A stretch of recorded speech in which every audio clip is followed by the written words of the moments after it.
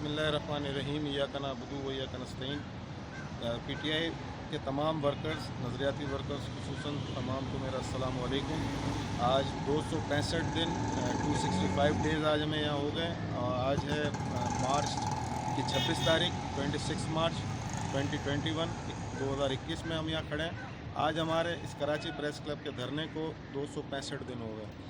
اور 265 دن کے بعد مجھ سے اگر کوئی پوچھتا ہے یا میں کسی کو اگر بتاؤں کہ میں نے کیا حاصل کیا ہے، تو میں آپ کو بتاؤں کہ ہم نے یہاں سے بے شمار اس کے لیے جو ہے نا اپنی جدوجہد کا آغاز کیا۔ آج سے 265 دن پہلے 5 جولائی 2020 کو جب ہم نے یہاں دھرنا دیا، اور دھرنا ہم نے دیا ان لوگوں کے خلاف جو ہماری تنظیم کے اندر جو ہے اس وقت قابض ہوئے ہوئے ہیں، چاہے وہ پیرا شوٹر ہیں، چاہے وہ لوٹے ہیں، چاہے وہ جو ہے من پسند لوگ ہیں،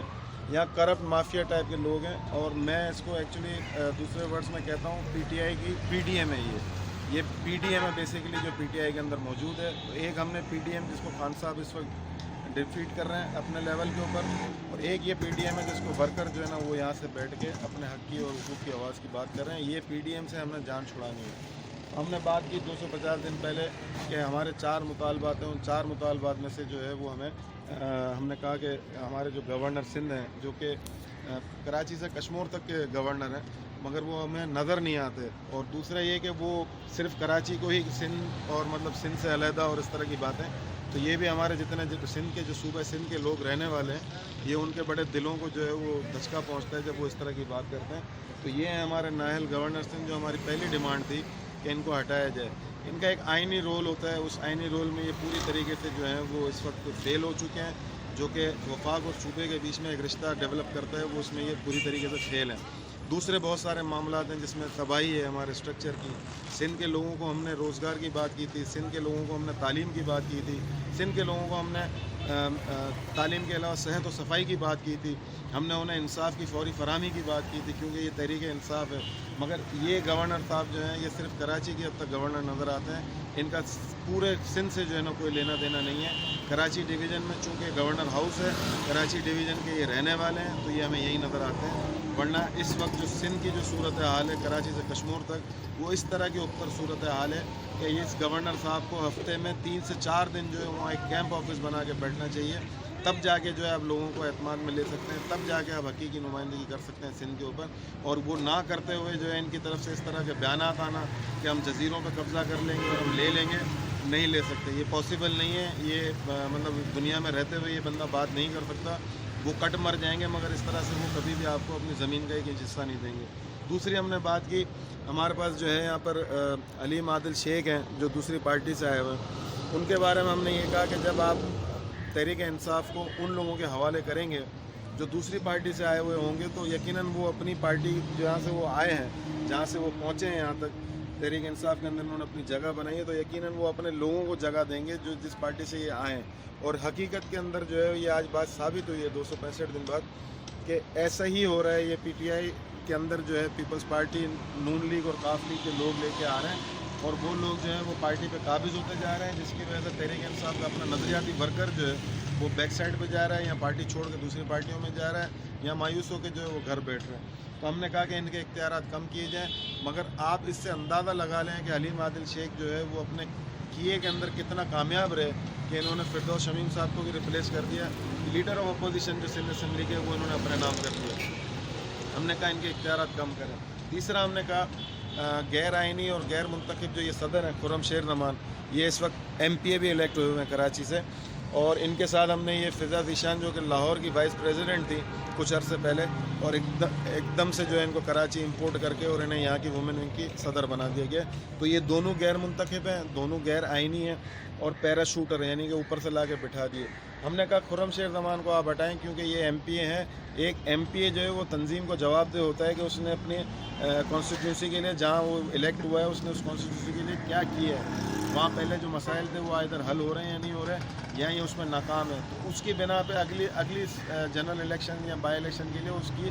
نامینیشن کی جائے جو تنظیم کو جواب دو۔ مگر انفارچونیٹلی یہاں ایسا ہے کہ تنظیم کا صدر بھی انہی کو بنا دیا گیا ہے، اور اس کے بعد یہ ایم پی اے بھی ہیں، تو یہ کسی کو جواب دہ نہیں ہے۔ اسی طرح جب یہ کسی کو جواب دینی ہے تو ان کے جتنے کولیگز ہیں وہ بھی کہیں جواب دینی ہے۔ تو ایک بڑا کولیپس چل رہا ہے کراچی کی تنظیم کے اندر اس وقت، اور मतलब बहुत बुरी तरीके से आप कहें कि तोड़ और फोड़ का अमल जो है वो जारी है। लोगों का एतमाद कम होता जा रहा है, ओहदे दिए जा रहे हैं मगर उसके पावर नहीं दिए जा रहा है, इज़्ज़त नहीं दी जा रही कारकुनों को, और इसके बाद जो है कारकुनों को वक्त नहीं दिया जाता। मतलब उन लोगों के पास एक आम आदमी, आम वर्कर के लिए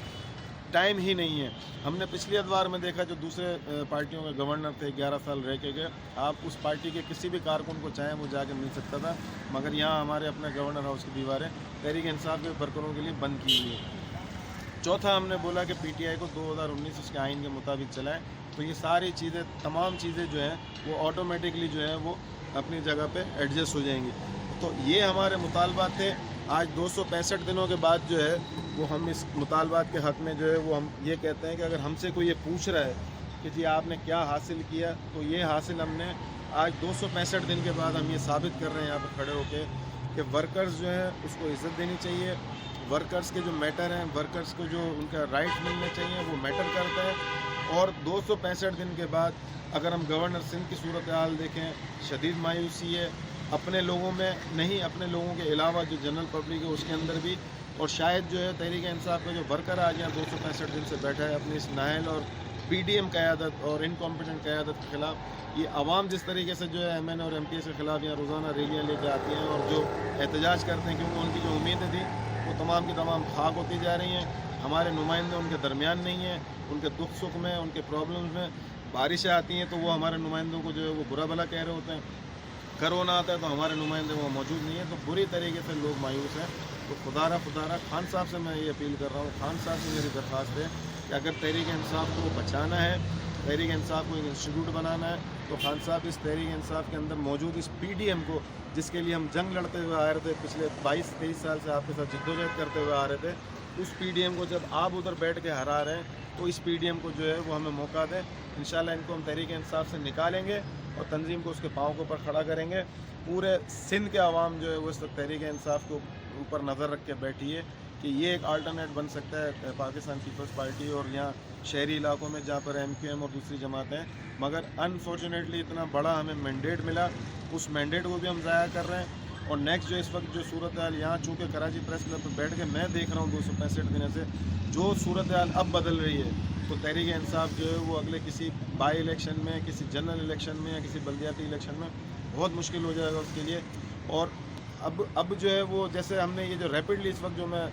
खान साहब का भी शुक्रिया अदा करूँगा और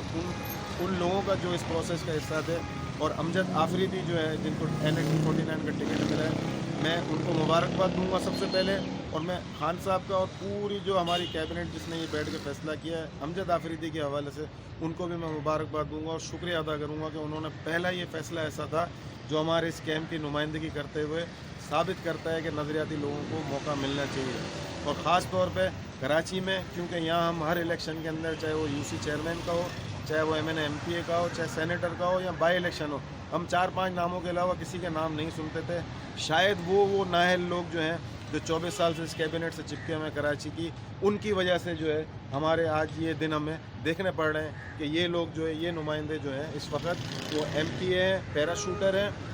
कराची की तंजीम संभालने के लिए हमारे पास कोई ओहदेदार नहीं है। जब ये इनकॉम्पिटेंट लोग जो हमारे सरों पे आके बैठ गए, तो हमें पहले उन लोगों से छुटकारा हासिल करना पड़ेगा जिन्होंने तहरीक इंसाफ को तबाही के दाने पे पहुंचाया है। खान साहब से रिक्वेस्ट है, खान साहब से उम्मीद है इंशाल्लाह खान पाकिस्तान बदलेगा और इंशाल्लाह खान PTI भी बदलेगा इंशाल्लाह। बहुत बहुत शुक्रिया।